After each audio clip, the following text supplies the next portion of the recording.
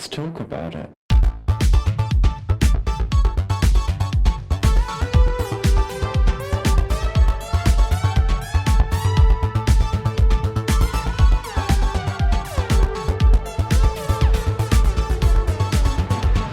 Hello and welcome back to Thicc Radio, the award-winning podcast where we talk about gaining, fetishism, and everything plus size. I'm James. And I'm Tim. So let's get into it. Today we are very pleased to welcome to the show Dr. Jonathan Higgins. Hi. Hello, my love. How are you? You know, I'm here. You're here. You're present. Today is one of the, thank you. Well, first off, thank you for even being literally being engaged enough to say, let's bring me on. I'm always grateful and thankful when I'm brought into a space, regardless of where the space is. And so I'm always in the mind of when people see me and they see my work, it means that, you know, I'm kind of walking and doing what I'm supposed to. So just thank you. I'm really excited to be here. Of course. It was our pleasure to reach out, honestly. Tim and I have been having this conversation over recent months, this desire to really begin to try to get some cross-pollination with people across all sorts of different industries, the advocacy work that gets done, everything thick, plus size, excellence, and you were someone who, for me, was top of the list. I'm a fan of the Black Femme podcast. I love the vibe that you and Joho have. It's fantastic. So this is a pleasure for me to get the chance to kiki with you a little bit on this episode today. So, baby, are you ready to get into it? Yeah, let's get into it. Oh, wonderful. So listen, I think first things first, for anyone listening who may not be aware of you, what is the first thing you want people to know about you? That I say it like it TI is. No, you know, I'm a firm believer, you know, one thing you'll learn about me is that I'm huge. If you know me, I'm a huge quote person. And one of the quotes that I constantly think about, I don't know it verbatim, you know, off the top of my head, but I do know that the most important part of it is, you know, Audre Lorde is someone that I look to for a lot of my work and for a lot of the blueprint of what I do. And one of the things that she said while she was here was this idea of, you know, you're scared when when you're silent, and you're scared when you speak, so you might as well speak. And that's kind of where I live. I live at the crux of this notion of no matter what I do, I'm everything that the world hates. So nothing I say is ever going to really ever land the way that people, you know, it's never going to feel good because obviously it's coming from a bigger body, it's coming from a Black body, it's coming from a femme body, it's coming from a Black queer femme body. So there's the intersectionality piece, right, of Kimberly Crenshaw, of it all. And so I think that's the thing to know for me is that I've learned, and it's been, I want to make it very clear that I didn't just wake up one day and be like, I'm gonna go out there and tell the world what needs to happen. No, it was very much a learned thing of, I spent so long in my life being scared to say the thing that was on my mind or to stick up for myself or to advocate for myself. Because I think that's the other piece too, that people oftentimes will criminalize this notion of I'm advocating for me because I know this injustice or this thing is happening. And I think that's the thing that I want people to know is that I'm a true proponent of advocating for yourself is going to be the only way that you survive in a system that's not built for you. So. Very succinctly put. I love that. Thank you. Yeah. I feel like this is actually something that we come across with what we do as podcasting, right? Like some people might tune in and think to themselves, who are you to sit there and say what you're saying? Like no matter how valid it might be, no matter how much effort you might put in to find the right words to try to make sure that the people understand your context and what you're trying to convey, that there are certainly people who will look at you and question, like, who are you and why should you be the one? And I want to take this opportunity, y'all, because part of what we're going to get to do today with Dr. Jon Paul is we are going to be going through a lot of that work that you do, a lot of that history, and baby, you run the gamut. Like, if this shit was a marathon, you are taking grand prize because you are running every length of that race. Won't you do it? God damn. Yeah. Thank you. I so value that honesty from yourself there. I would be curious because, you know, we are a podcast that primarily centers on the gaining and fetus communities, and no judgment, of course, like any or any understandings. But what is your understanding of the gaining community as best you feel you can phrase it? Right. I think the thing that I have learned, obviously, like, so I follow you, I follow a couple of other folks who I know are a part of the community. I think for me, you know, and again, a lot of it is me needing to honestly do my work to better understand the community, right? And I feel like I'm learning so much about every community every day. I'm learning something new. But I think the biggest thing for me that I've really learned is this idea of there's this piece of us in our society, right? I always think about it from this framework, I think this is in general when you're a person of size in any capacity, right? You are taught very early to hate your body, and you're taught to be so mean to your body, and you're taught to like restrict your body, right? Like when I hear people talking about, oh, I'm not going to eat this today, or I'm not going to do that, or or even this notion of, oh, I had 2 cookies today, so now I have to work out, when I go home, and it's like, bitch, enjoy the cookie, right? Like I really just think we live in a world where everyone is constantly so hyper cognitive and so hyper aware of everything we're doing to our body. And what I've learned from the gaining community, what I've learned from the feeder community, what I've learned is there's this sense of like ownership of your body in a way of saying, I like either I like the way that other people make me feel around my body, or I like the way that I show up in this body, right? And I think that's the thing that for me is what makes me latch onto this idea of the unapologetic fatness that I now have. And I'll be transparent in saying too, I think, and I know we're going to talk about it a little bit later, but like even in my book, I talk about this idea of like, I too went through this phase, especially in college, where the 2000s got to me too, where it was, lose the weight and be skinny. And the only way for you to be attractive is for you to be thin and hide your blackness and hide all of these pieces of who you are. And so now in my big age of 40, I very much have gotten to this place of being like, no, you're going to get this big ass body. And even though I have to watch what I eat for my own health, right? Like I've been very open about my journey with diabetes. I have it. My mom, my folks in my family have it. Like we've talked very openly about it. But I also think that there is still this element of I can still love my body in the way that it shows up. And I think I learn a lot from the gaining community because of that. So you're also like, you're a social justice leader, you're a media critic, you're an Yeah. educator, you're a speaker, a writer. You've had over 15 years of experience in all of these fields. So like, take us back to like, where did your advocacy journey really begin? Yeah. Well, I think it really began when I was a kid. And I always tell people this story. I remember I think it was in like 7th or 8th grade. And I remember these kids messing with this girl that I knew. I'll never forget her. Her name was Madison. And I remember her having a situation where, just long story short, they had to cut her hair. And one day she came to school, her hair was really long. The next day she came to school, her hair was really short. And everyone in class was making fun of her for having shorter hair. And I remember standing up in class and being like, stop laughing at her. Like, this is not like, can y'all not? Right. And I remember everyone being like, wow, like, and even I remember my teacher every Friday would do something called Spotlight, where he would give people candy for like the cool things that they did throughout the week. And so that week I remember getting a spotlight. And I think that was kind of like the first time in my life I can recall being like, this really jacked up thing is happening to someone else. I need to say something because no one else is. And I think that's just been like the kind of crux of my whole life. And I think that's also too why a lot of people, quote unquote, don't like me, is because I'm also, as much as I talk my shit, I'm also very vigilant, and I'm also very aware, and I'm very hyper, like I'm very high. And I think too, and you all probably feel this as queer people, we all are hyper vigilant because we've always had to be, right, to protect ourselves for safety.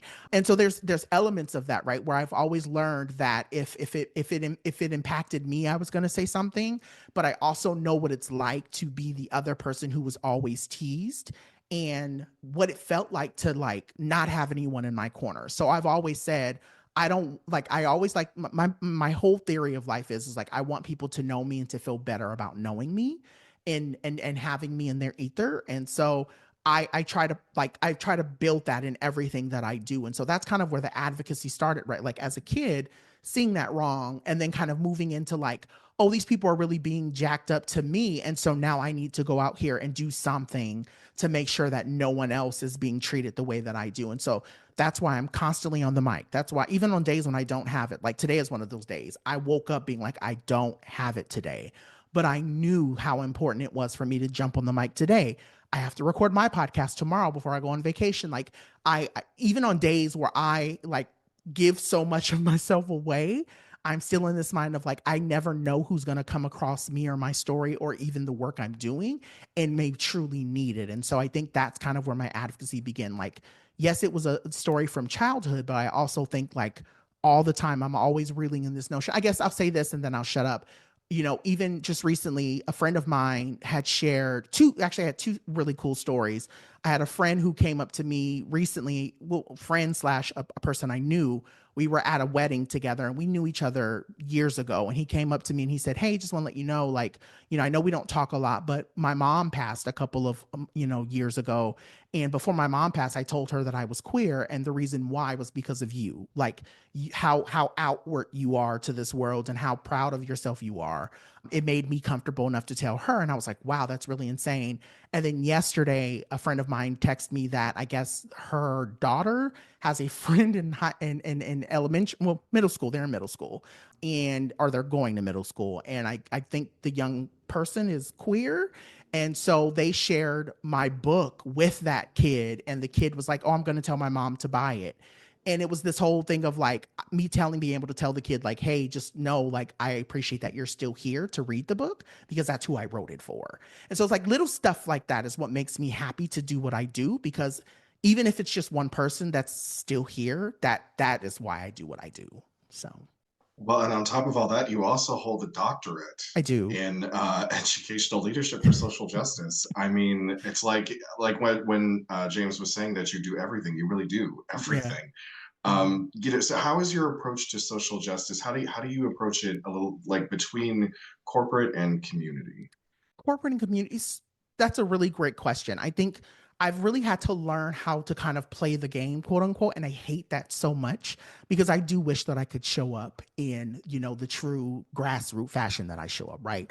I demand action and I want it now. But I know that corporate doesn't corporate doesn't speak that language. And so I've really had to, like, especially being brought on to brand deals and being brought into like executives, especially white executives who have a lot of power, and having to stare them in the face and say, and I hope this is a podcast where I can curse, but Yes, ma'am. this Yes. thing you did is really fucked up, or the thing you're doing is really fucked up to a lot of people here. Stop it. It's hard, right? It's hard to sometimes, get people to understand that you're not talking about them per se, but and this is something that in my work that I've really had to learn. And I'm so thankful for my doctorate for helping me be able to piece this out, right? I think people, specifically white people, have a hard time feeling not attacked when you're talking about privileged and white supremacy. And so being able to help people understand, I'm not talking about you per se. I'm talking about the whiteness that you carry, and the whiteness in tandem to the privilege and the access and the power that you hold, and all of the really fucked up things you're doing because you don't recognize how that's impacting other people, right? And so that's the thing. I think kind of walking that line of like sometimes recognizing like the people on the ground, and when I say people on the ground, usually grassroots organizations, people who are quote unquote, even some folks who fuck up and do good work per se, right? Pulling them to the side and saying, "Ooh, you just ouched somebody. Can we talk through what that was? How do we restore that?" Versus going into a corporate office and being like, the thing that you're doing is from a sense of power and a sense of, cis white heteronormativity or patriarchy, and really having to, I hate saying this, but baby them, right? Having to really talk to them like they're a third or fourth grader to get them to understand, no, no, no, no, no, don't touch that. No, no, no, no, you broke that, and this is how we're going to repair it. And I think that's the game, and really getting people to like not hear it as a direct attack. I think that's because a lot of times when I'm not in the corporate rooms, people just, they understand, oh, I fucked up. I don't know how I fucked up, but I did, right? And it's easy for them to really just walk into these conversations. But a lot of your corporate girlies, ooh, my God, you tell them that they did something wrong, and my God, it's the whole world falls apart. They crumble worse than a crumble cookie. So it's just one of those things of like having to kind of walk that line of when do I give it to people, and when do I give people grace to help them understand? That's really the really tight line that I walk. Absolutely. I feel like we all kind of know the subject matter of we need to be able to say, "Hey, I can't with you today," and I need you to be able to hear that, accept that it's a no from me, accept that it's a rejection in this context, Yeah. simultaneously knowing that it's not personal, and that I need you to just hold that and go, "Okay." And then we part ways because just for whatever reason that it is, I can't with this today. And I need to go away and be okay for me for whatever context that it is, right? Like that applies to kind of anything. Real. But like Real. this is the adult thing that more people kind of need to get to grips with. Like, and I say I understand that through my queer lens, and I think more people need to be willing to go like, like why is someone coming to you with something, right? Like there's Yeah. got to be reasoning behind it. People go, the world is a crazy place. No one's got the energy to be cooking up things out of nowhere. So if someone takes the time to, and I think that is a consideration. I think that is a grace to give someone the time and say, listen, let's have a conversation about this. I think more of Mm-hmm. us need to be willing to say, someone's telling me to pause, and I need to hear that and know that Mm-hmm. it's not about me. I need you to go, "Ooh," and we'll come back. Yeah. I mean, but that's what makes us better people. And I mean, I love, I don't, I want to say this, I don't love when people clock me, but I like when people clock me, right? When people tell me, John, you need to work on this, or John, this is what's going to make you, a better person. Like, I remember hearing, throughout college, there were moments where I thought I knew it all, and people were like, John, you need to listen more. And now I get what they mean by that, right? Like the idea that being an inclusive person is recognizing that you're not the only center person of the conversation. And so that helps me feel like I do my work better when I can truly hear what a person is saying versus me listening to respond to what they're saying. Hannah Gadsby says it in the net, diversity is a gift. Mm-hmm. It really is. Now, I need to speak power to this because, baby, you were named National Black Justice Coalition's inaugural Emerging Leaders to Watch and Equity Magazine's Top 40 LGBTQ People Under 40. You have also been featured in Essence, Ebony, Complex, MTV News, Out Magazine, BET, and Entertainment Weekly. Baby, the names, the profile, come on. I mean, Yeah. how do you feel your work has shifted with that sense of increased profile and exposure? Yeah, so it's funny because the wedding I went to this weekend, it was old colleagues and old coworkers, and I think that in their mind, they assumed that I wasn't going to come because I was quote unquote too big to be. And I tell people all the time, like these are just monikers of like things that like these are just remnants of things that I do. I don't move around the world being like, yeah, I'm not Beyonce, right? Like I tell people all the time, when I can sell out $100,000 square foot arena, that's when I know I've made it. But at this point in time, these are just, I think for me, these pieces of things that I'm doing and having the world see it and acknowledge it, or even to give me space to like add my voice to it. I do that so that way I know. And this is what I tell people, as much as it may center my name and Dr. Jon Paul, the reality is that I'm really trying to open the minds and the doors and the opportunities for other people to go after that thing. Because I'll be transparent. There was a time in my life where I was like, I was just doing straight up MySpace blogging, and I know that I'm aging myself because I never thought that I could do more than just MySpace blog, right? Like no one, and then B Scott came along, and then I was like, oh, B Scott is doing stuff for BET, then that means I can do something for BET. Oh shit, Santana, is now doing this thing. Oh, I can do that too. Oh, and so like all of these Lil Nas X is doing stuff. Okay, I can do that. Like when you start seeing other queer people do things, right? Or get the names or get into spaces, it tells you, let me just go ahead and try. And I think that's really what a lot of those things are, is like my career is based on this notion of, as much as I talk my shit, I back it up because I do the work. But I also want people to see it and say, well, if John, this person who lives in a very rural area of Southern California that really nobody ever pays attention to, they're doing all of these big things and they have connected with all these big places, then I can do it too. Little old me in Mississippi, or little old me in, what's a random place in London. I don't, you know what I mean? Like, and I'm trying to, connect with your listeners. But like, that's what I'm saying. Like sometimes we sit in our room and we want so much more. And I think that's the thing I want people to see Dr. Jon Paul as, yeah, the resilience is cute. And yeah, it's really cool for me to be able to have these things behind me in terms of my name and say, yeah, I've done this really big thing. I'm actually doing a really big thing tomorrow and I'm really excited about it. I can't say what it is because of NDAs, but it's stuff like that, for me, I look back and I go, I want someone to hear me. I want someone to see me. And I want someone to go back to their room and say, that thing that I'm really, really scared about putting out into the world, that thing, like, I really want to be a big artist, or I really want to be a big writer, or I want to be a really big country artist.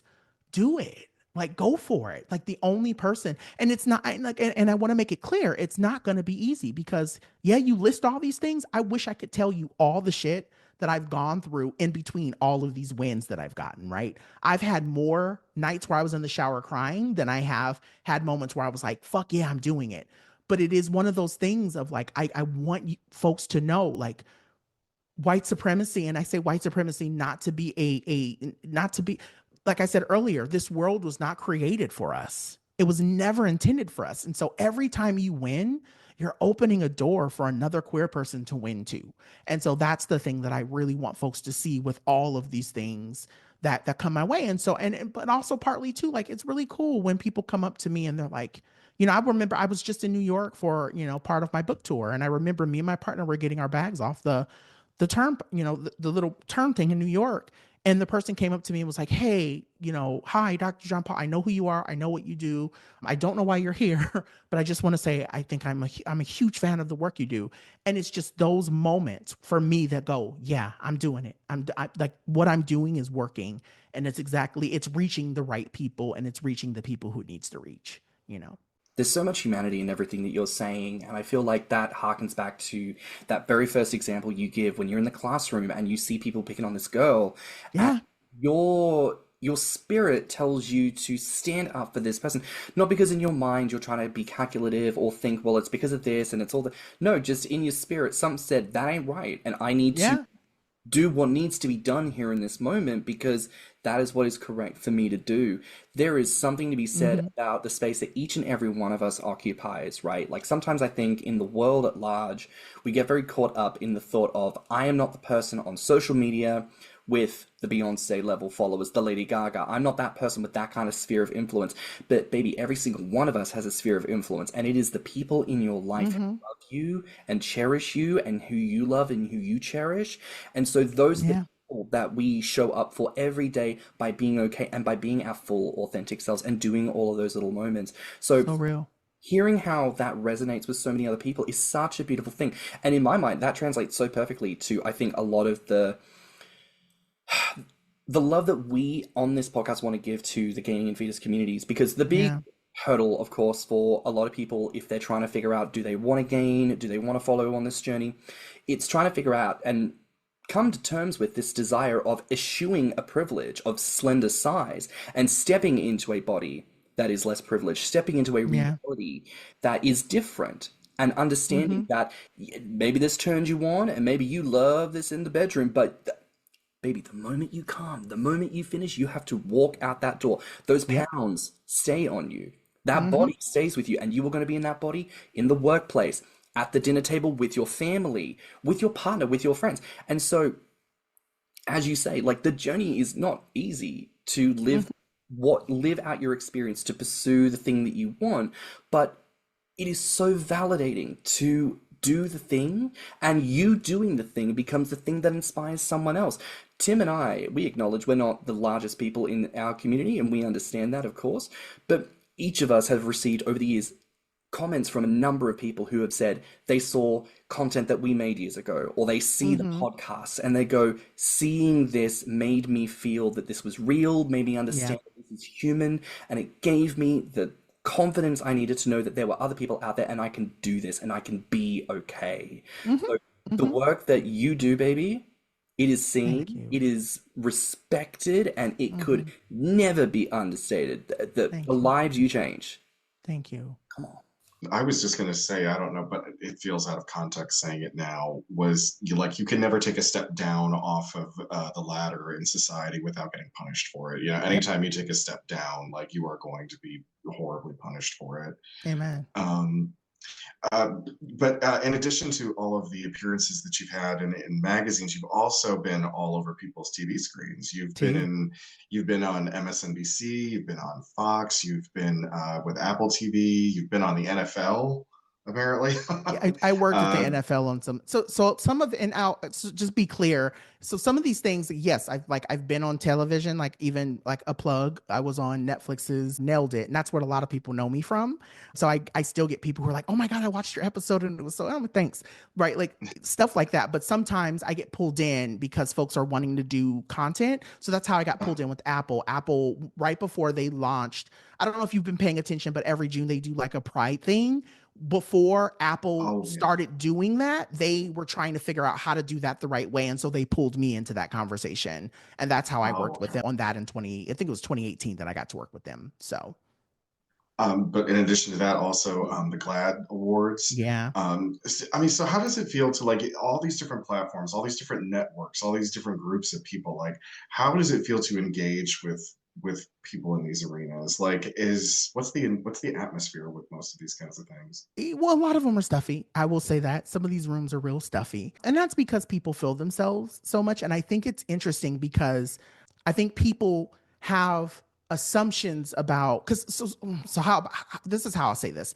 There are people who do it because they want the notoriety. And then there are the people who do it because they want to change something, right?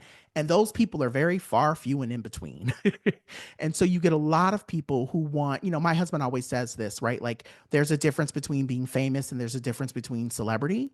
And I think, and then there are people who are like true change makers. And I think that's the thing that I've been like, and I'll be transparent when I first started this, right? So my journey started in 2013 in terms of me being more public and using social media to kind of like, tra- tell my story per se. And then, when 2015 kind of started, when 2015, 2016 came around, we saw kind of the upuse of YouTube and we saw like folks starting to actually get careers off of social media. That's kind of where my mind went too. It was like, oh, okay, well, I want to be an influencer. I want people to know who I am. I want people to like following me and having fun with me and blah, blah, blah, blah, blah. And then I realized how kind of empty that was. Like that, and that's the reason like I have to constantly keep checking in with myself because I recognize now, like now we're in 2025. And yes, I've amassed all of these things. I do have a following. People know who I am. And it's cool. But when I get into these spaces, I have to remind people that I don't care about being famous. Like I don't care if people know who Dr. Jon Paul is or not. I always like to tell people my work speaks for itself, right? And that's what I want. I want people to see my work. I want a student to have taken my class. I want a student to have read my book. I want a student to have heard my podcast. I want a student to, to see me on, like, for instance, like when I got asked to work with Fuse and I did some stuff with CC Telfer for, Like a Girl. I didn't do that because I wanted to be famous. I did that because I knew what was at risk and what was at stake for CC. And I knew in 2022 that this administration now was going to start coming after trans athletes. And that's exactly what the hell they're doing. And so it's like that kind of stuff is what I have to constantly remind myself of like, I don't want to be in these spaces because I want to be famous. I want to be in these spaces because it's really just like, I think, when you ask the question, what is it like to be in these rooms? And to be in these arenas, it's to not get caught up in the fancy of it all and just reminding myself of like, girl, you're still you still shop at, you gonna go into, I don't know what y'all have out there, but I still shop at Marshalls. I still like going into, I still like what's a down to Marshalls earth and TJ Maxx, TJ Maxx, girl. Yes, Well, Burlington Coat when we were in New Factory. York, now let's talk about it, And I think that the dolls, and I say the dolls very lovingly, right? The dolls get caught up in the money and I need everybody and their mama to know who I am everywhere that I go. And it's, and I'm just kind of like, I'm okay. Like I'm okay. Like what I'm doing is what I'm doing. And if everybody doesn't know me, that's okay. Like you don't need to know who I am to know that I've made an impact, right? And so I think that's the thing I really want to push, for anyone who's listening and thinking, kind of to your point, Jay, like earlier when you were talking about this idea of like making an impact. There are a lot of people. It's funny because I think about this story that I share, and I know I can be long winded, but like I think about stories of like how you hear in like little towns and little cities that person who works at like the meat counter and how like everyone goes into that store, like the store is popular because of that one person at the meat counter, right? but nobody else knows who this person is at the meat counter. It's just everybody in the town. And that's the kind of life that I want to leave behind, where it's like, I don't need everyone to see me on social media to know that I've made an impact. Like, I want people in that little town to be like, Jon made an impact because Jon did this thing, or Jon left this thing behind. And now it's enough for, other queer kids in SoCal or San Diego or San Bernardino or wherever to feel like they have something that means something to them. Well, and this is particularly fascinating to me because like I can't wrap my head around how people can write college courses. Like I just like how you got to be a genius to do that, but you have written college courses, and you are in fact the recipient of the University of Redlands School of Education Centennial Excellence Award. I am. And so, what did it mean to you to have received that? I think for me I think that award. So there's been quite a few things that, folks have done. Like, for instance, you would think like the being top LGBTQ, you're like, okay, that's great. And then you hear, oh, Essence or Ebony writes a story on you. And when you're working, like, wow, that's really cool too. And then, your work, your school, somebody at my school saw the work I was doing at my university where I work.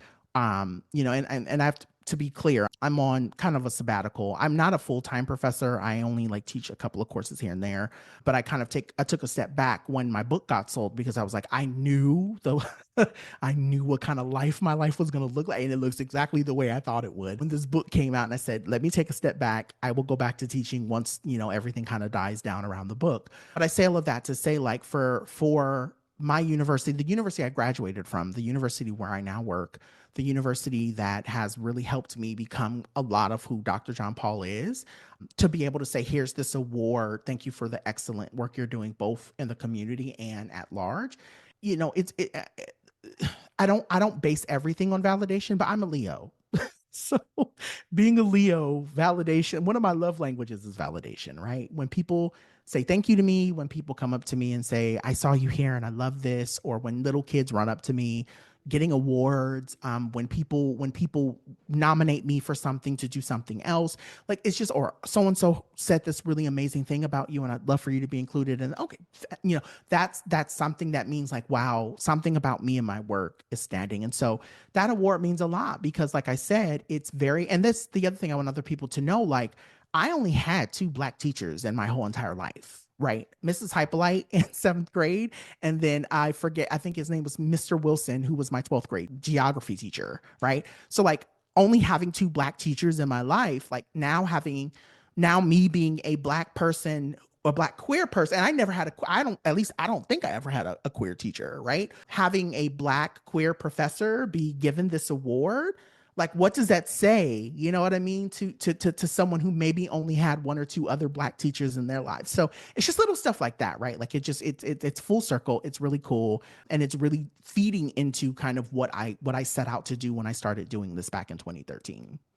I love that. I mean, to be seen, and like you say, it's not like you require validation. Like, it's not the thing that you base your entire sense of self off of. But baby, a little sum that says, hey, you did the damn thing. We see you. We recognize you. Right.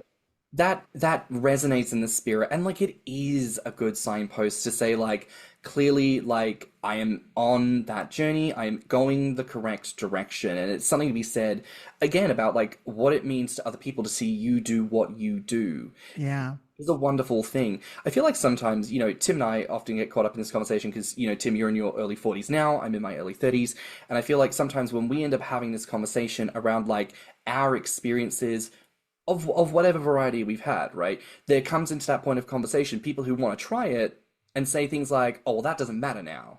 Because we fixed it or we dealt with that. Baby, I'm in my early 30s. That means I was born in Australia in the early 90s. Homosexuality wasn't decriminalized until 1997. I was alive. I was in primary school. Count it. When homosexuality could have gotten my 5-year-old ass thrown in prison, apparently. Yep. And I understand. A lot of people who get to go out these days and people who get to celebrate their pride and feel the way that they feel get to go out and clack fans and all this and feel like they've done the damn thing. And I'm sat here like, it was not that long ago when things were truly not that great. And it is, yes, wonderful progress. Yes, wonderful to see that and to recognize that.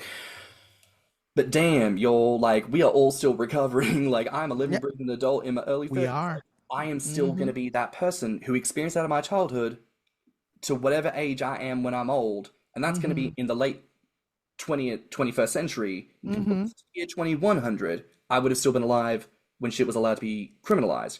So, Yep. like, people need to remember that, like, it's still It's very, not that long ago. It wasn't that long ago. it's not that long You ago. know. It wasn't that long ago that Columbine happened. Columbine T. happened when I was in high school. It wasn't that Same. long ago that the O.J. Yeah. Simpson trial happened. It wasn't Yeah. that long. I mean, like these cultural touchstones that have gotten us to this point where everyone's living in a constant state of paranoia haven't. Not that much time has passed. Right. Right. So all Mm-hmm. that For said, real. you to be here and doing what you're doing is incredible. You Yeah. are a miracle, not just Mm-hmm. because of intersections that you exist within, but because you put all that together and you allowed yourself to step forward into the brilliance that you are. You know, when Thank I you. tune into Black FM, I never catch you half at it. You are Mm-hmm. always on the moment, and it is wonderful. I think for me, that's what I honestly appreciate about your podcast the most is like there is Thank you. a constant sense of earnestness and a shooting Mm-hmm. from the hip. It is as it is. You always serve it up, and I love that.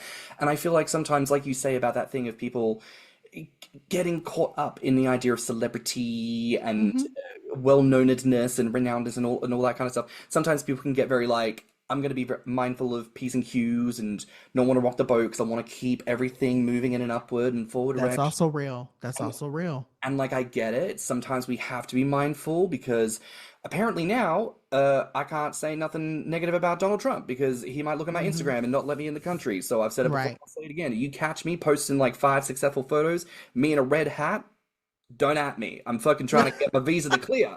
Leave me But alone. I'm trying to get to the US. I know that's right. You know what I You mean? said I'm by just like, any means necessary. I know that's right. Let me yeah. tell you, hold on, real talk. So a friend of mine just shared with me that she goes to the gym with somebody who basically she a call girl and she takes money from the Republicans.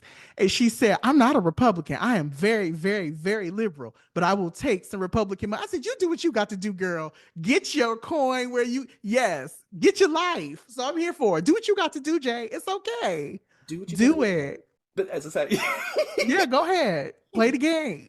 Don't fuck with the bag. That's all. Like, just listen, don't fuck with someone's bag. listen, Girl, get doing what we have it. to do. You know, Get there's your no such thing as ethical consumption under capitalism, hello. baby. Hello. Say Like, that again. I am trying my darndest to recycle Mm-hmm. properly and do everything I got to do in this life to be a good fucking Right. person because the list keeps Mm-hmm. growing. There is a laundry list of things I need to do to make sure I'm doing my part in this world. I am doing Amen. my best, and there is an element of having to give oneself grace and space and saying I did the best I could do today, and I'm not just Jesus. that is I'm gonna not have to be Jesus. enough, baby. I can't turn nobody's water into wine. I'm sorry. And you know what? Y'all just gonna have to deal. God made the world in Mhm. 6 days, and on the seventh day, he rested. Rest it. You know what I mean? Amen. Amen. Cup of tea and a And then he biscuit. got drunk. Oh my word! Yes, Mama went to sleep. I know that's right. you know he Yeah. did. You know, and I've Mm-hmm. always said this to the Christians. You know, it's like when I ogle a person walking on by, and it's usually a man with a nice fat juicy ass, and it's always like, you know, you're not supposed to do that, baby. God gave us eyes with which to see His glorious creation. I would be a bad Christian Amen. if I did not Amen. look. Would I like Mhm. I may not be able to touch, but I love to what do you call that, browse? Window And you shopping, just per go se. through the store and you just look, oh, this is nice. Well, you It's know, real you nice do over a little here. perusing. You know, Little perusing, girl.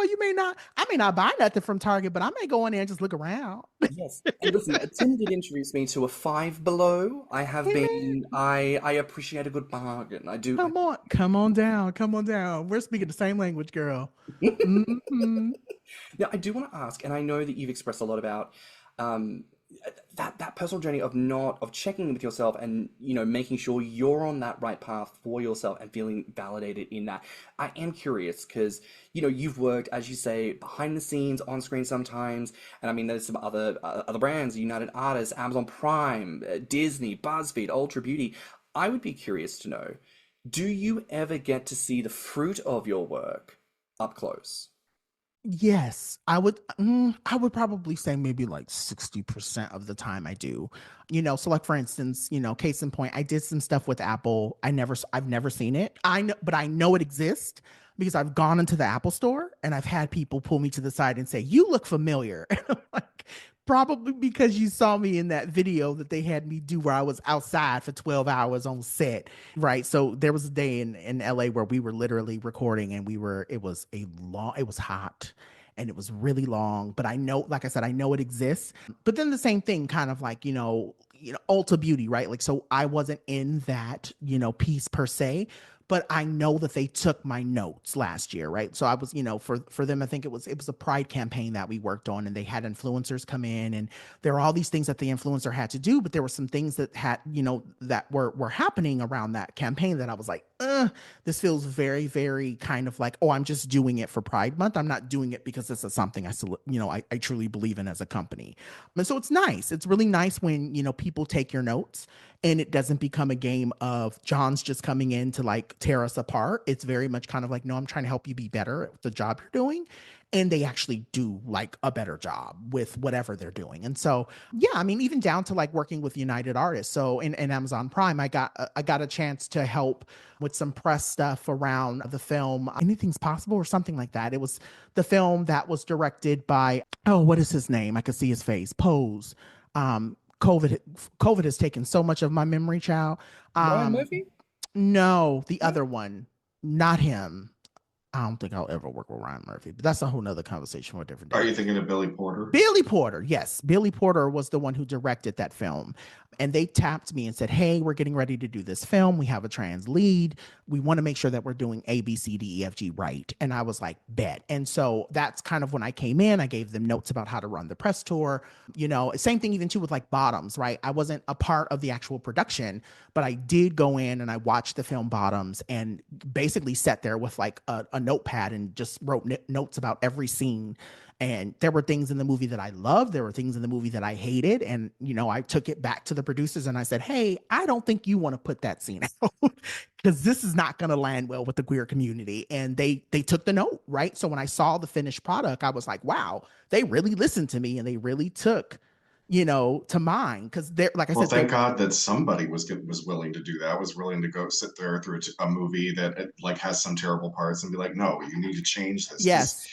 People like these producers and movie studios and focus groups always think that they know what people want, right? Because they're all number crunchers. Nope. And they don't know shit about art. No. And a lot of them are not queer. And that's the other part that I think is really important is you have a lot of, and I've said this, and I think this is a big moniker of what a big kind of vocal piece of what I do is what I'm saying is if you really want representation, you need us in the room. There is no, think about, I think a great example of this, right, is if you've watched, and again, I've never written anything about this, and so I've never really dived into it, but I've thought about it a lot.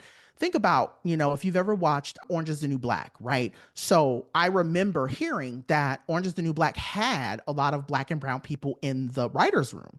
And then there was like, as you get to think of season 3 or season 4, you could see the shift happen where the writing got a little weird and you were going, what happened? And that's because a lot of the Black writers weren't asked back. And so I'm going, how are you writing about Black characters with no Black women? Like, how are you writing about Black women characters with no Black women in the room? How does that work? I never realized that happened because I was wondering sometime, like you said, around season 3 or maybe 4, where it was like, it took a shift, didn't it? To the show? Yeah, like, it took a shift. What are they writing? What is because all the Black writers were gone, and so that's the thing. Like you have like. There is no representation without us in the room. And I think that's the thing I'm constantly telling people. If you really want to do the work well, if you want it to land well with people, if you want people to feel like they see something and go, oh, that actually speaks to me, you cannot not have them. That's like me trying to write something about Indigenous people. I don't know enough about Indigenous people to tell their story. So hire an Indigenous writer. You don't need Dr. Jon Paul in the room. Hire someone else out there who's Indigenous that can tell that story. A Black trans woman. If you want to write a movie about a Black trans woman, Billy Porter, thank you for writing and for directing the film. But why is there not a Black woman, a Black queer trans woman that is actually being, consulted with, or why are you not writing in tandem with them? So I just think about that kind of stuff. If you want real good representation, you've got to have us in the room. 100%. And when you were talking about like sitting down and watching that movie and giving your notes back, took me back to when I sat down and watched Now, Tim, don't you roll your motherfucking eyes at me. When I had to watch The Whale, I said like this movie will Oh, haunt you the rest of your life. no, but you know what? And let me just say, I fucked myself by watching that movie, and I knew, you knew it, didn't you? I knew better, but I kept hearing people say, "Oh, it's so good. You need to see it. You need to watch it." And baby, the way I wanted to throw that iPad when I got off that plane, I was so pissed. It I was. said, "Why did I do this to myself?" Well, literally played You myself. know, if there's one bright spot, and I pointed this out to James when we did the Oh yeah. review, I said, if there's one bright spot in all Oh, of hang on, this, now pause. remember, this man was very front heavy, right? Like all the weight was carried in his belly. And there's that final moment, spoiler alert, if you haven't seen the damn thing, don't listen to this part. But so at the end of the movie, he like dies because you see his feet lift off the ground. And Yeah. like we sort of see like a glimpse of what his heaven is like. But in reality, if he had died right there on the spot, he's very top heavy. So he would have fallen forward Right. onto his daughter and crushed her to death. I think for me it was just I hate, I know that we're probably going to go in a whole different direction with the commentary I'm about to give. Oh, baby, I do it. just I hate the way the world paints fat people, and that movie was just it played into that. And I think that's what, like, I understood the story, but I felt like there could have been so much more that we could have done with that character and the character development around then, like, weight. Yeah, I understand weight is a struggle and it's a thing, but my God, it was the writing for me was just lazy. It was just really lazy. It was So, bad. And when you were saying you wrote notes, I did it all on my phone. And I practically did not stop writing the entire film because there kept being things to comment on. And when I finally like emailed it to myself and copy and paste it, put it in 10 size Word fucking font on the Google Docs, 6 A4 pages of non-stop just notes, just notes, scribbling, just notes. of course. And of that, course. listen, if you want to listen to that episode, like, I'm nasty. I'm not kind about this man. I don't think Not a bit. Not no, a not bit. one thing. Yeah. If I see you, it is on sight. Yeah, In the it's a face. really fucked up film. It was such a bad film. Anyways, so bad film, but all of that to be said, mad respect to you. Thank At you. least in that instance, you had the opportunity to be in the space, to sit down, make your notes, and know that things that you say will be listened to. Yeah. Which there's two parts to that. Like, one, having done all the work, of course, that you do to get to the point that someone goes, "Oh, Dr. Jon Paul, I need your feedback." But then Right. the second part is everything that you are understanding how to put that together in such a way. Because in my instance, I ain't never going to apologize for my review of The Whale because that man don't care about me. He never going to hear it. I'm going to tell him Right. about this. That's fine. That has no effect on my life or career. But in that instance, you go, I need to write this in a way that you understand what I am telling you. This is the why. This is perhaps an edit, a suggestion, a pivot, shall we say, or maybe you don't even need that scene. Easy edit. Just take it right out. Yeah. And I would also say, I want to add, I think there's also a part of me that has to be very, and this is to anybody who I think is wanting to do quote unquote inclusion or showing, I know people who do like work around disability justice. I know people who do work around queerness. I do people do work around fat liberation, like all of these things, right? Like, I think there's also a part of me that likes to give the advice to people before they get into this work about how to ask, hard questions before you start. One of the hard questions I always have to ask is, are you willing to listen to me?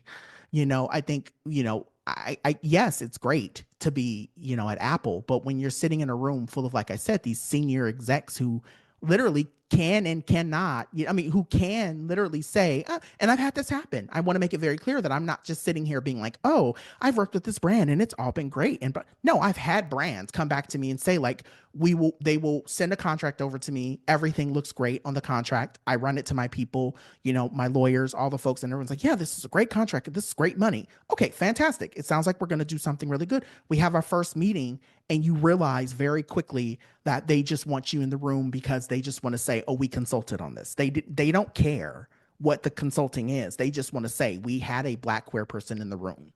And I have to tell them, you know what? I tell them or my team will come back and say, hey, that meeting was weird. We may not want to do this. Or they'll come back to me and say, hey, that first meeting that we had didn't go the way we wanted to. We think we're going to go in a different direction, right?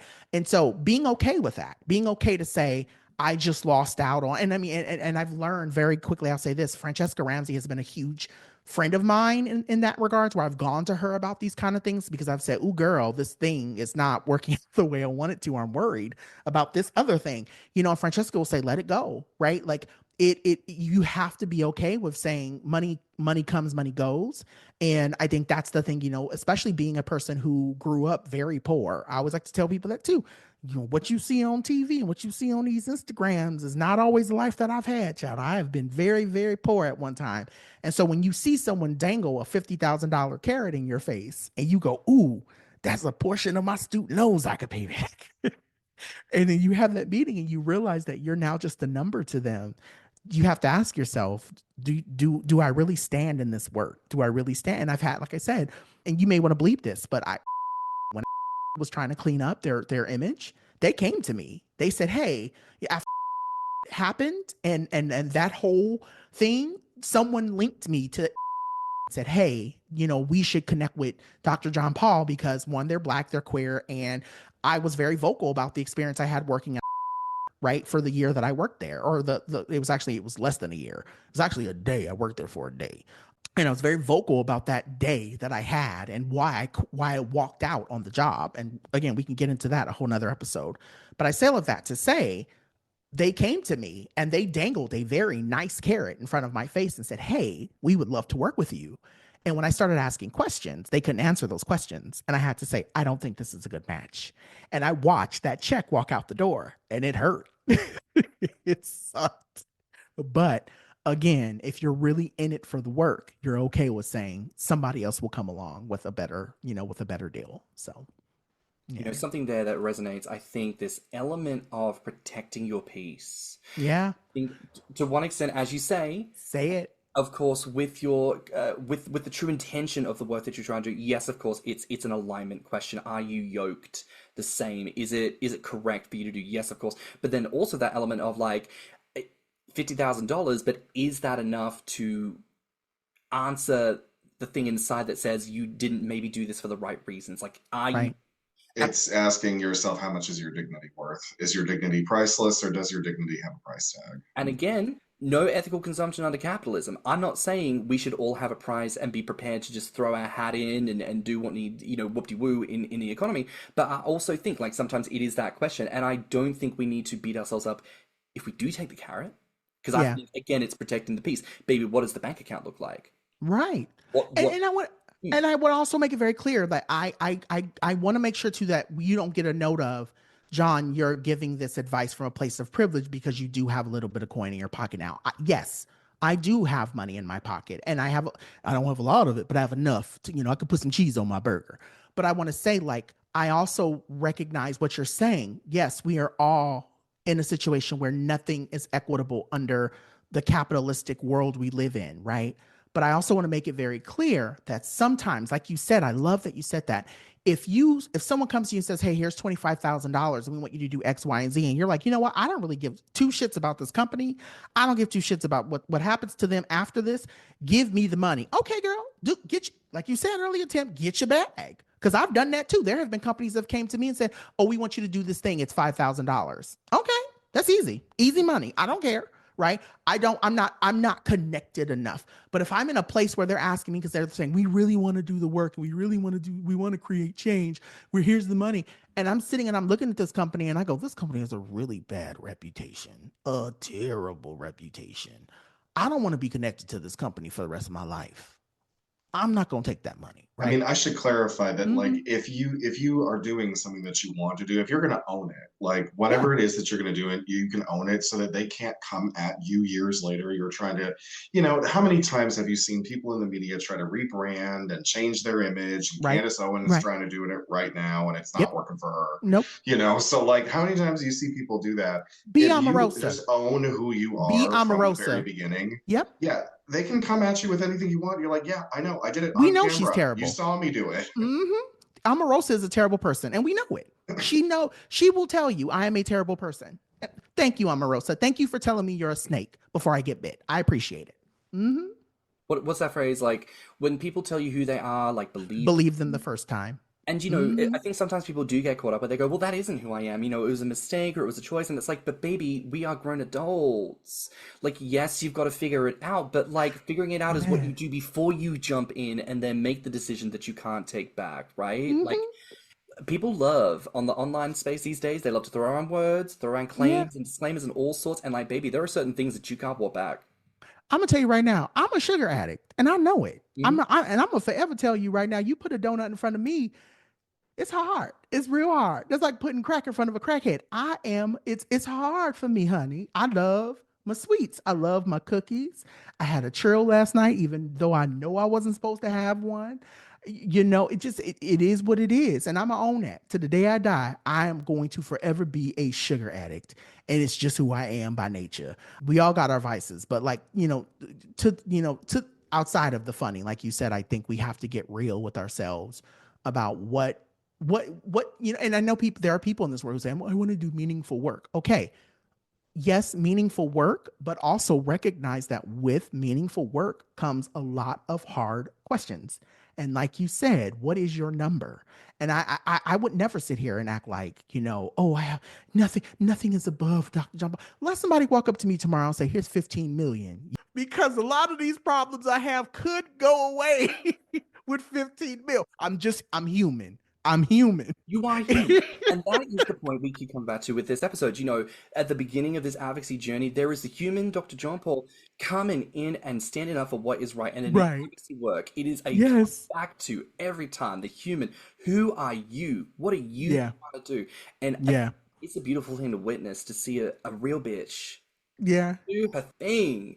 And, Yeah. and it's beautiful. And to that point, I Mm-hmm. need to now ask you about Black Fat Femme podcast because Yeah. Yeah. Yeah. I'm, Yeah. I'm already told already. I am a fan. Where did the inspiration for the podcast first come from? Yeah, so it's in tandem to my book. So I always kind of have to tell the story, and I always have to tell people too. I know we're gonna talk about the book in just a second. The easiest way to tell the story is, so for those of you who do or don't know, Lambda Literary is a big deal in the writers world, especially for queer writers. And so in 2017, I had the privilege to be in Lambda Literary. I had kind of started playing with this notion of like, maybe I do want to be a author, and so I did. I got on Lambda Literary, started kind of working on this notion of like, if I wrote a book, what would the book be about? And what it started with was kind of this notion of Black Fat Femme for me was when I started dating before I met my partner, when the apps became a big deal. You probably all know. No blacks, no fats, no femmes was a really big thing, right? It was just a thing that you would see in people's profiles.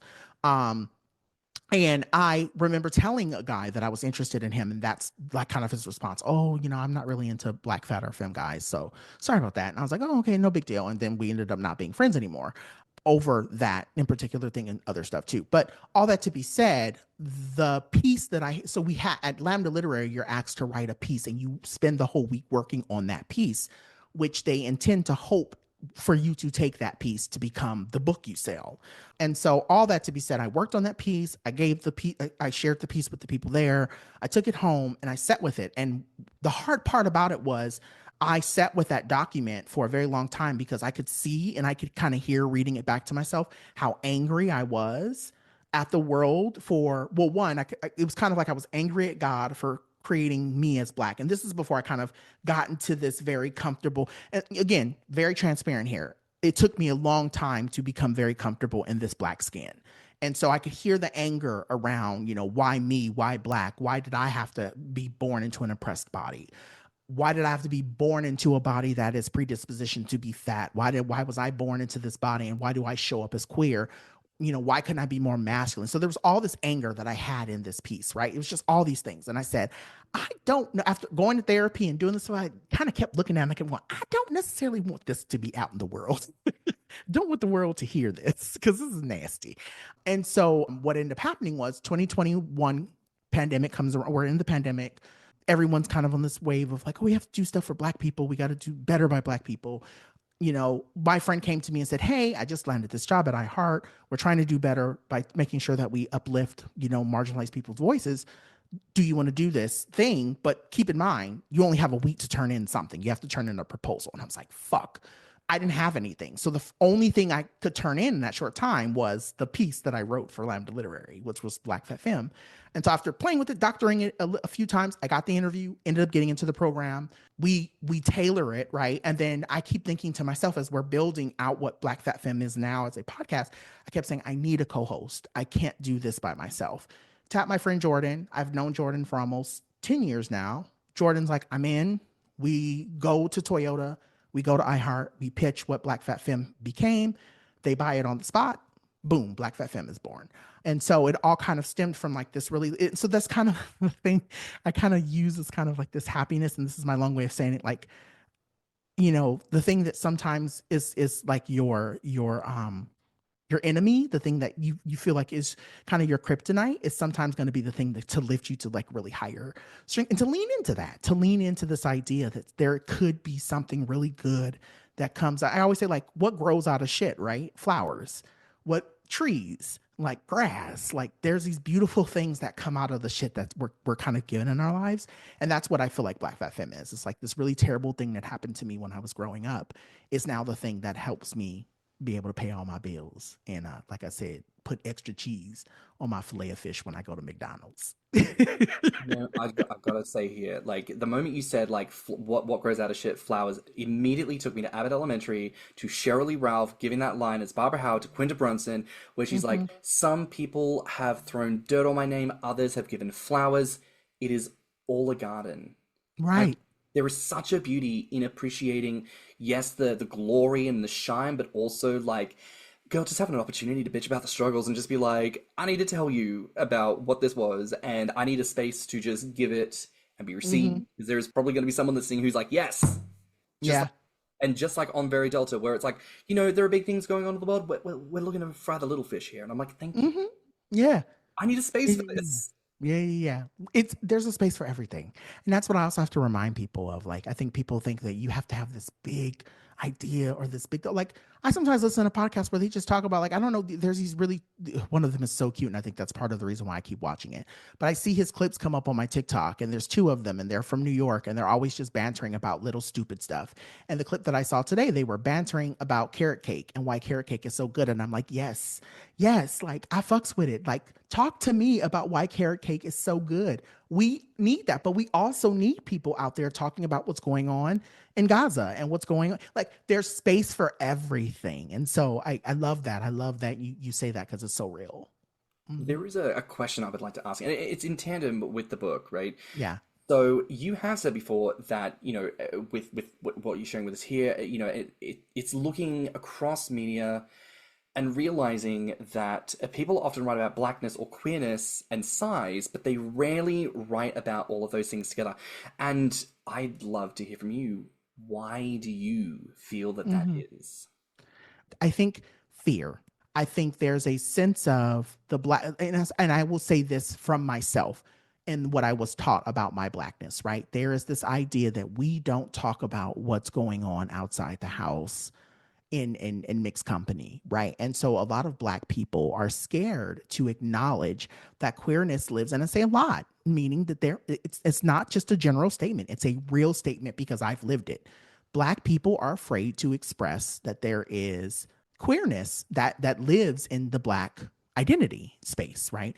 And I know what that is. A lot of them are scared because we're already marginalized, but we're doing whatever we can to uphold the little bit of power and privilege we have in our society and our world.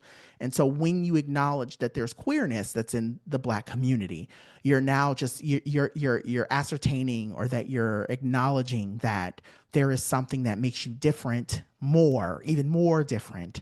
And it takes a little bit of your power away. And so what's strong? Masculinity is strong. And what often do people equate Blackness to? Masculinity. And so there's all these layers, these layered pieces, but it's also, misogynoir, and it's also misogyny, and it's also anti-feminist concepts, and it's also anti-woman. There's all these things that feed into why Black people have a very hard time talking about queerness. And so I think for me, in reclaiming part of my lived experience and my love for what I've been through to get me to this beautiful place that I'm in now, I have to talk about both of them in tandem, because I cannot talk about being a Black person without the world's view of me as a queer person, and I can't talk about being queer without the piece of being Black. And so, like, kind of, to your real point, why do I feel this? I feel that people are afraid that there's just something in the fear of acknowledging the truth, right? Kind of like if, when an alcoholic has to say they're an alcoholic, right? This idea that it's going to forever live with you once I say it, once I acknowledge it, right? Once a person says I'm queer, they have to acknowledge, even if I don't act on it, I'm still queer, right? So there's this thing, I think, with saying something and manifesting it as truth. And I think for a lot of Black people, saying that they are queer is a scary thing because they don't know how to live with that truth because they've never been shown that, if that makes sense. And I talk more about that in the book. So for folks who feel like I kind of cut that off, I partly did it because one time, but I also did it intentionally because you can read about it in, I think it's chapter 5 or chapter 6. So. There was something that you said that was particularly eye-opening for me. You had said that when it comes to media, the media only wants your stories when they're filled with trauma, sadness, and suffering, Wow. and that you can't rely on media to see any reflection of who, like for your representation, which made me think about films that are like lauded as being these amazing films, like say like The Color Purple, riddled with trauma for all of the characters of color. And then you take films that like anything that Tyler Perry has put out, like My some God. people are like, even those films have potentially done damage by reinforcing stereotypes. Mm-hmm. And so like how, if we want to be as aware of all of these things as we possibly can, what is the lens we need to look at media through in order to discern like when they're trying to exploit something and when they're actually trying to lift something up? Yeah. Well, I think the biggest thing that I've been wanting I want folks to take from not only just my work, but also just like a reality. And I also like to tell people, I don't interrogate media just because I'm a critic, because I have a degree in it. I went to school for comm studies, and it was PR/media that I went to school for. Right. And so I have a very strong tie to media because obviously that's what I studied for 4 years. And I say all of that to say that a big part of what I learned in my studies as a comms major is what you see is not always reality, right? You're always being sold something. And that's the thing that they want you, they nail into your head as a media studies major. When you're studying media, they want you to understand that the only way that media lives is through marketing. Why do you think we have ads between everything that we do? Because someone has to sell something, right? And so they're always selling you something because they want you to believe that thing that they're selling you is going to be the thing that helps elevate your life. I live in the proponent and the mind frame, and this is what I have to constantly remind myself of. How many businesses would go out of business if we truly loved ourselves? Like if we truly liked and loved who we were, there would be a shit ton of businesses that would go out of business. Weight Watchers already going out the door, but like you have Weight Watchers who would go out of business. You have makeup companies that would go out of business. Every Peloton would go out of business because people only have their Pelotons because what? Weight loss. So like that's my point, right? And so to my point, I want people to hear my work, and to just be critical, right? It's not to say that you need to stop engaging, because I'm gonna tell you right now, one thing about me is I'm gonna watch some TV, right? I love Real Housewives. I love reality TV is my zhuzh. I'm that girl that is going to turn on a reality show and I'm going to watch it from beginning to end. But I'm also extremely critical of the messages that I get in television. I'm very critical about the messages that I get on social media too, because I also will note that just because it's not television doesn't mean that it's not media. And I think a lot of us are looking at social media influencers. Like, it's like, case in point, and I didn't even know about this until like a week ago. Did you know that there are influencers who buy homes and live together to give Yeah. off this whole mentality that they're rich? Yeah, they When all they really couple live. together. They do up like one Yeah, design, girl. with, like Didn't key know. I was like, what they the swap them hell? in and out so that they make Girl. the room look key to themselves. But like Yup. that's Yup. all it is. Yup. It's I all a didn't know. farce. Didn't Oh, know. so some of these people aren't actually together, because Hello. sometimes they do Yes. collaborations and it looks like they're either married or in a relationship, but like that's not true either. I don't know about that, but I'm just saying, like, I Oh, didn't know that there would be like 5 or 6 or 7 TikTok influencers who will buy a mansion together Yeah. and will do different things in different rooms to make it look different. Yeah. So that way it gives off the personification that they live in this really Old big house. old house. Wasn't there a horror movie with that as the subject? I feel like I watched a guess. movie where no, it was. I think it It's was called a something gated to do. community. It, That's that no. part. It was an episode of American Horror Stories, the Yes, anthology one, yes, you're where right. the You are bros all right. live in the frat house. You I are was like, I right. swear to God, I've heard of this. Yes, yes, yes, yes. But Man. I'm just saying, like, so that's what I'm saying. Like, you have to be critical of everything. And it's not to say that I don't enjoy life, because you would think, like, and I get this question a lot, like, well, John, well, how are you happy when you're constantly analyzing everything? And how are you happy? And it's like, I know how to let some of that shit go, right? Like sometimes I'm like, shit is bad. And what can I do about it? I can't fix everything, right? I can only fix what I can fix. But what I will tell you is I don't get locked into this idea that my life is less because I don't drive a Lamborghini. My life is less because I'm not going to the top rated restaurant. Bitch, I'm going to Olive Garden like everybody else. If one thing about me is if you follow me, you know me, the two things I tell people that no matter how much money Dr. Higgins ever makes, Olive Garden and Cheesecake Factory will always be my top two places. If you really want to show love to me, get me a gift card to Cheesecake Factory. That's love for me, right? But I say all of that to say, like, I've not lost sight that the world is trash, people are trash, and that the world is trying to sell you this notion that this world is not, and that I'm critical of it, but I also know how to have fun in between it. So, yeah. Absolutely. Do you have a yes ma'am and a no ma'am Pam for us, perhaps? So my yes ma'am, I'm trying to think, do I have a yes ma'am? You know what? Yes, I do. Yes ma'am. I went to the rodeo. I've been saying I'm going to the rodeo. I went to the rodeo this past week, and I just want to I'm going to always give it to Beyonce, not just because I'm a super fan, but I just, the amount of, I actually live more for her. I don't know if you've ever been to one of her concerts, but her interludes, she has these videos that play as she's doing her set changes, and there's so much creativity that goes into that. And I'm thinking to myself, like, as much as she's a great singer and that she's a great like artist per se, like she's cute about how she creates the stuff that she creates, there's still this element of creativity that I'm like, it's mind blowing that she came up with that, like in her mind. That's the thing that makes me go like, wow, like she really sat down and said, I see this in my head. I want you. And again, I know she has money to do it, but she has money to tell someone, hey, you over there, I want you to take that light and I want you to frame, like, I don't know if you went to the Renaissance concert, but there was the piece of Renaissance for me that sticks out the most out of everything else was when Renaissance came up on the actual like big screen. There was a light that actually shined to the screen and lit up parts of like the R and the E and the S. And like, for me, I'm thinking like, I could never think of that. Like I could never see something like that. And so it blows my mind that she's so creative in that facet of like, I'm not only a great singer, but I'm also extremely creative and I have a creative vision, and I'm going to work with people to articulate that. And so just little stuff like that for me is what makes me a huge Beyonce fan outside of just her creativity as a whole. My no man Pam this week or on the show, I would say to your point about people who don't know how to have fun. The people who just,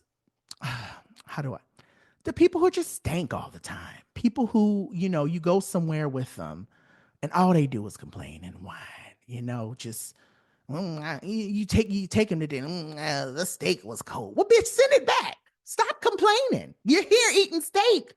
Enjoy the goddamn steak. Like that for me is my no ma'am this week. Just people, and I'm sure we all know them. The people, you could give them $1 and they would complain that it's an old dollar. I like the new dollars. The new dollars are more crisp. Bitch, you got $1. Be happy. You got $1. Like that for me is where I'm at. So yeah, that's all I got. John, this has been a truly incredible episode. I want to say thank you so much for your time. But before we wrap things up, we need to know what is coming next for you. Tell the people. Yeah. So what is coming next? Obviously, the only real so there are some things that I would say if you don't follow me on social, follow me. There are things I cannot actively, openly talk about right now. Again, when you work in this world, I'm under more NDAs than what y'all know, but there are some really cool things that are coming down the pipeline in connection to the book, in connection to Black Fat Femme, in connection to a lot of other things. So please follow me on social. Dr. Jon Paul is where you can find me. And what is next? I think the biggest thing for me right now is how do I translate what I've been doing online into actual visual stuff? I've been telling people for ages, and for the last couple of weeks, my mind is really getting to this. How do I make a doc? How do I create? And how do I move into wanting to tell a story? I don't know what story I want to tell, but I know I have a story that I want to tell. And so that's going to be the next thing for me is, moving out of the range of just writing about stuff and actually taking that writing into the space of actually, creating, whether it be a docu-series or whether it be an actual full documentary. But I know that that's like my passion, and that's something I really want to do. So that's what's next. That's fantastic.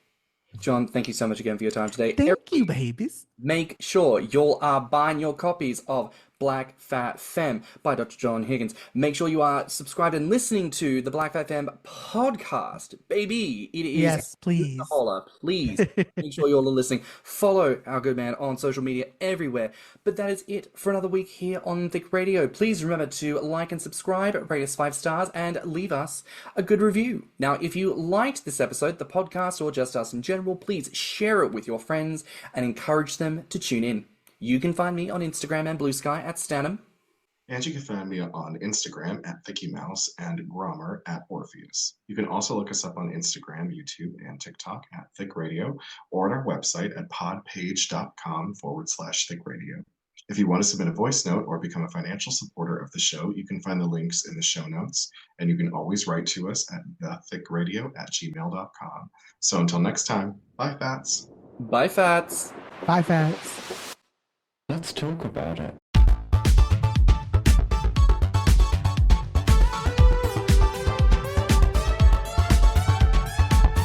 Thicc Radio is a Spotify podcast. Artwork, media design, editing, and production by James Heinzen. With original theme music by CYMK.